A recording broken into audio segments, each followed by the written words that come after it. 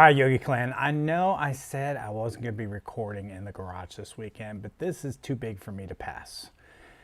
Yesterday, I went up the gravel drive to go to the mailbox to grab the mail for the day, and on the way back, I decided to look at my rear belt. If you get up close on this, you can see half of this belt is worn and the other half still has ribs on it. This half here is worn down pretty good. Let me see if I can get you closer. So this half here has been pretty chewed up.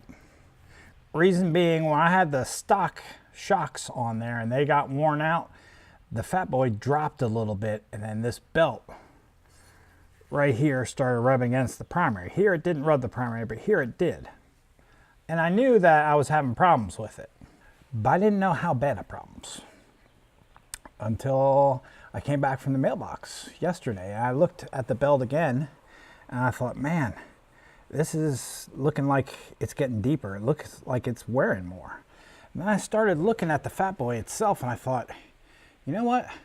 This angle here looks a whole lot more steep. It seems like it's lowered some. Why does that look like it's lower? I thought, well, I don't know why it's lower, but I know my buddies can be riding this bike tomorrow, and if it's rubbing the belt again, I don't know why these progressive shocks aren't, why would it have dropped? It doesn't make sense. The shocks aren't that old. I just did a review on them and gave them praise. But the shocks aren't that old. Why would it have dropped again? So I thought, well, we'll figure it out later. Let me go ahead and just get underneath the bike and raise it up. So I put the bike on the lift where it is now, and come with me and come look what I found. And this is exactly why the T-clock inspection and pre-ride inspections are so very important. You gotta check your bikes. You gotta know your bikes. One of the things me and a lot of my friends advise on is washing your bikes often. Because when you're washing your bikes, you're finding loose parts, you're finding things that aren't right, you're finding things before they become a problem. Let's go take a look and see what I found last night. Hopefully it's bright enough that you can see it.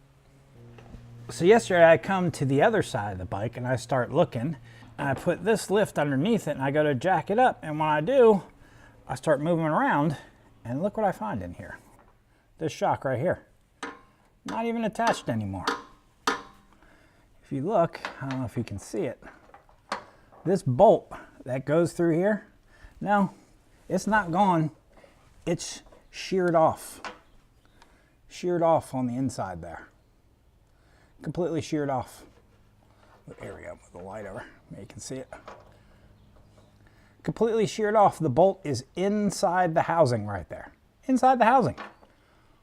So yeah, the bolt is sheared off. The fat boy is running on one shock. One. Now think about that. You're driving down the road. I'm driving down the road with one shock. One. On the bolt, I think those are the stock bolts that are in there. So that bolt probably has about 100,000 miles on it. So if one of those gave way, then I bet you're only running on one bolt now instead of two, and one shock instead of two. Yeah, think of what would happen if that other bolt shears off. Back end goes boom, drops down, potentially catastrophic problems. Because now you're riding the back end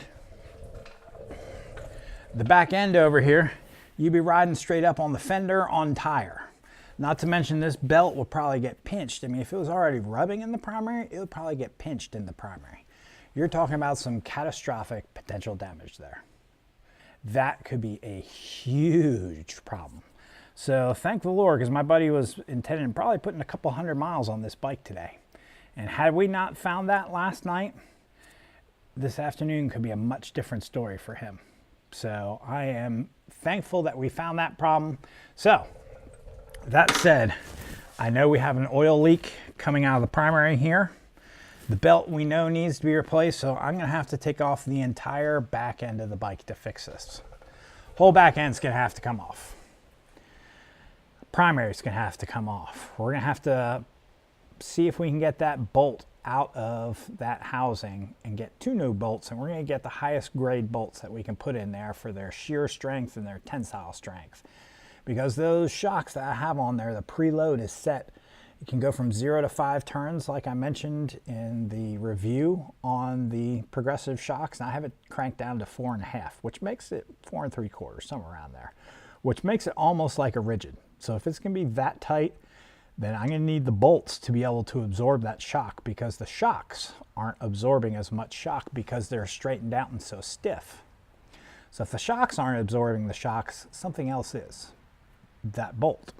So I'm going to have to get some really grade 8 or whatever bolts, the highest grade that I can get, that gives me the highest tensile and shear strength, so we don't have that same problem happen again. But yeah, very soon I got to tear off the entire end of this bike plus the primary.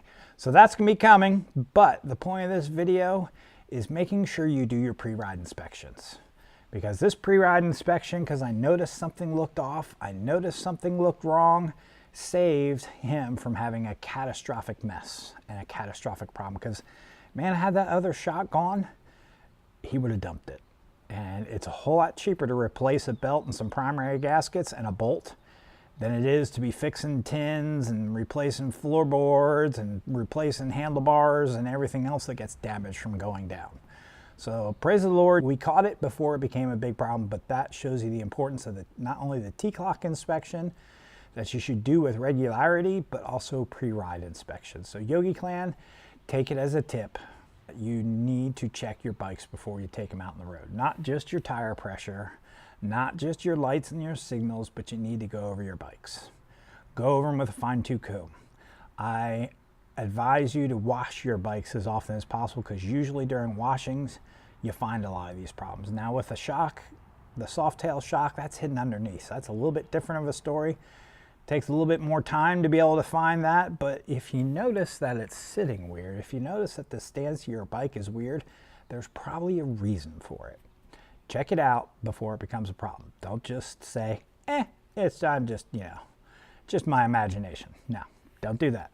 Go over your bike. Everything that makes it change its stance, there's going to be a reason for it.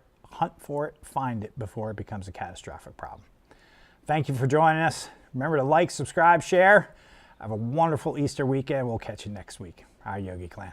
Peace.